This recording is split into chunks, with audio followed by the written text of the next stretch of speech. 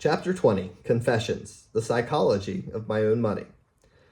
Sandy Goetzman, a billionaire investor who founded the consulting group First Manhattan, is said to ask one question when interviewing candidates for his investment team.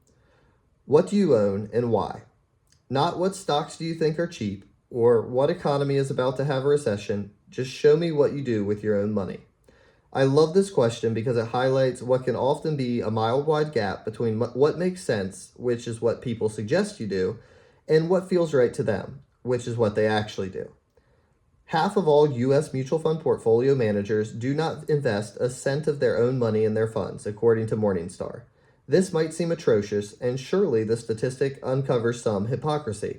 But this kind of stuff is more common than you think. Ken Murray, a professor of medicine at USC, wrote an essay in 2011 titled How Doctors Die that showed the degree to which doctors choose different end-of-life treatments for themselves than they recommend for their patients. Doctors don't die like the rest of us, he wrote. What's unusual about them is not how much treatment they get compared to most Americans, but how little. For all the time they spend fending off the deaths of others, they tend to be fairly serene when faced with death themselves. They know exactly what is going to happen, they know the choices, and they generally have access to any sort of medical care they could want. But they go gently. A doctor may throw the kitchen sink at her patient's cancer, but choose palliative care for herself. The difference between what someone suggests you do and what they do for themselves isn't always a bad thing. It just underscores that when dealing with the complicated and emotional issues that affect you and your family, there's no one right answer. There's no universal truth. There's only what works for you and your family, checking the boxes you want checked in a way that leaves you comfortable and sleeping well at night. There are basic principles that must be adhered to. This is true in finance and in medicine, but important financial decisions are not made in spreadsheets or in textbooks. They are made at the dinner table. They often aren't made with the intention of maximizing returns, but minimizing the chance of disappointing a spouse or child. Those kinds of things are difficult to summarize in charts or formulas, and they vary widely from person to person. What works for one person may not work for another. You have to find what works for you. Here's what works for me. How my family thinks about savings. Charlie Munger once said, I did not intend to get rich. I just wanted to get independent. We can leave aside rich, but independence has always been my personal financial goal. Chasing the highest returns or leveraging my assets to live the most luxurious life has little interest to me. Both look like games people do to impress their friends, and both have hidden risks. I mostly just want to wake up every day knowing my family and I can do whatever we want to do on our terms. Every financial decision we make revolves around that goal. My parents lived their adult years in two stages, dirt poor and moderately well off. My father became a doctor when he was 40 and already had 3 kids. Earning a doctor's salary did not offset the frugal mentality that is forced when supporting 3 hungry kids while in medical school. And my parents spent the good years living well below their means with a high savings rate. This gave them a degree of independence. My father was an emergency room doctor, one of the highest stress professions I can imagine, and one that requires a painful toggling of circadian rhythms between night and day shifts. After 2 decades, he decided he'd had enough, so he stopped, just quit, moved into the next phase of his life. That stuck with me, being able to wake up one morning and change what you're doing, on your own terms, whenever you're ready. Seems like the grandmother of all financial goals. Independence to me doesn't mean you'll stop working. It means you only do the work you like with people you like at the times you want for as long as you want. And achieving some level of independence does not rely on earning a doctor's income. It's mostly a matter of keeping your expectations in check and living below your means. Independence at any income level is driven by your savings rate. And past a certain level of income, your savings rate is driven by your ability to keep your lifestyle expectations from running away. My wife and I met in college and moved in with each other years before we got married. After school, we both had entry-level jobs with entry-level pay and settled into a moderate lifestyle. All lifestyles exist on a spectrum, and what is decent to one person can feel like royalty or poverty to another. But at our incomes, we got what we considered a decent apartment, a decent car, decent clothes, decent food. Comfortable, but nothing close to fancy. Despite more than a decade of rising incomes, myself in finance, my wife in healthcare, we've more or less stayed at that lifestyle ever since. That's pushed our savings rate continuously higher. Virtually every dollar of raise has accrued to savings, our independence fund. We now live considerably below our means, which tells you a little bit about our income and more about our We now live considerably below our means, which tells you little about our income and more about our decision to maintain a lifestyle we established in our 20s. If there's a part of our household financial plan I'm proud of, it's how we got the goalpost of lifestyle desires to stop moving at a young age. Our savings rate is fairly high, but we rarely feel like we're repressively frugal because of our aspirations for more stuff haven't moved much. It's not that our aspirations are non existent. We like nice stuff and live comfortably. We just got the goalpost to stop moving. This would not work for everyone, and it only works for us because we both agree to do it equally. Neither of us are compromising for the other. Most of what we get pleasure from, going for walks, reading, podcasts, costs little, so we rarely feel like we're missing out. On the rare occasion when I question our savings rate, I think of the independence my parents earned from years of high savings, and I quickly come back. Independence is our top goal. A secondary benefit of maintaining a lifestyle below what you can afford is avoiding the psychological treadmill of keeping up with the Joneses. Comfortably living below what you can afford without much desire for more removes the tremendous amount of social pressure that many people in the modern first world subject themselves to. Nassim Taleb explained, true success is exiting some rat race to modulate one's activities for peace of mind. I like that. We're so far committed to the independence camp that we've done things that make little sense on paper.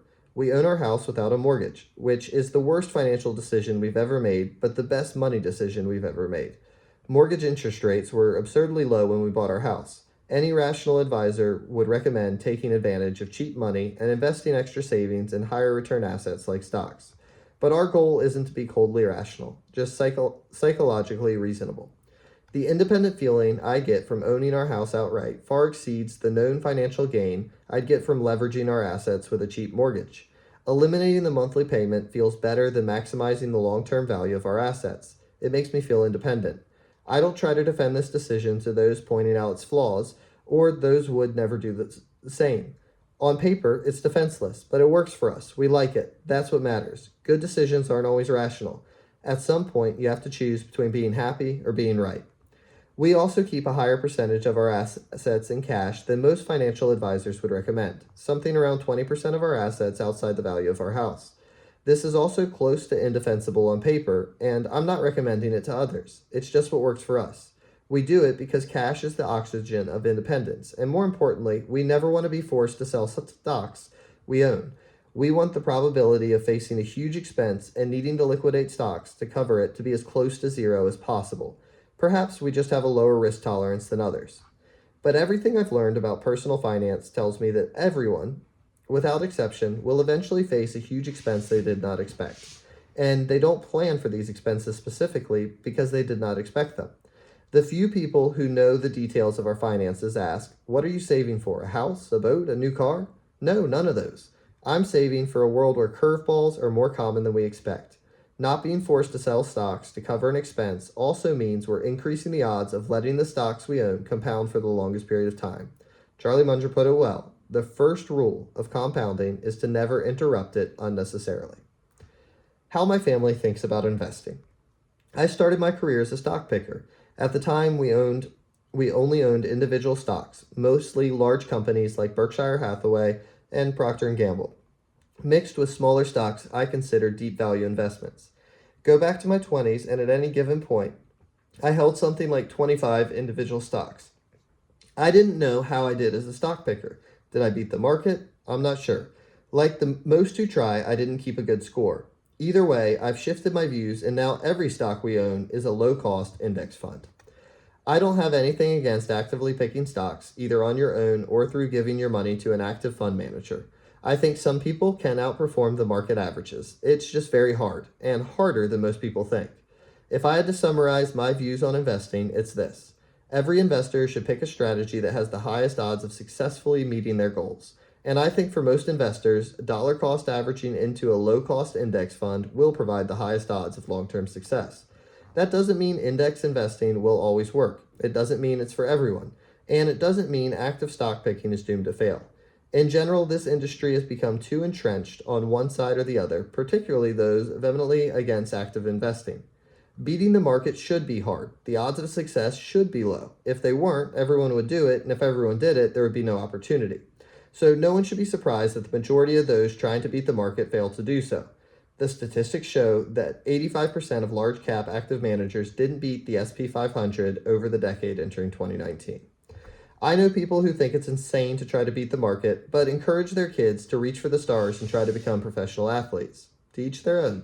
Life is about playing the odds, and we all think about the odds a little differently. Over the years, I came around to the view that we'll have a high chance of meeting all our family's financial goals if we consistently invest money into a low-cost index fund for decades on end, leaving the money alone to compound. A lot of this view comes from our lifestyle of frugal spending. If you can meet all your goals without having to take added risk, that comes from trying to outperform the market, then what's the point of even trying? I can afford to not be the greatest investor in the world, but I can't afford to be a bad one. When I think of it that way, the choice to buy the index and hold on is a no-brainer for us. I know not everyone will agree with that logic, especially my friends whose job it is to beat the market. I respect what they do, but this is what works for us. We invest money from every paycheck into these index funds, a combination of US and international stocks. There's no set goal, it's just whatever is left over after what we spend. We max out our retirement accounts in the same funds and contribute to our kids' 529 college saving plans. And that's about it. Effectively, all of our net worth is a house, a checking account, and some Vanguard index funds. It doesn't need to be more complicated than that for us. I like it simple. One of my deeply held investing beliefs is that there is little correlation between investment effort and investment results. The reason is because the world is driven by tails. A few variables account for the majority of returns. No matter how hard you try at investing, you won't do well if you miss the 2 or 3 things that move the needle in your strategy. The reverse is true. Simple investment strategies can work great as long as they capture the few things that are important to the strategy's success. My investing strategy doesn't rely on picking the right sector or timing the next recession. It relies on a high savings rate, patience, and optimism that the global economy will create value over the next several decades. I spend virtually all my investing effort thinking about those 3 things, especially the first 2, which I can control. I've changed my investment strategy in the past, so of course there's a chance I'll change it in the future. No matter how we save or invest, I'm sure we'll always have the goal of independence, and we'll always do whatever maximizes for sleeping well at night. We think it's the ultimate goal, the mastery of the psychology of money. But to each their own. No one is crazy.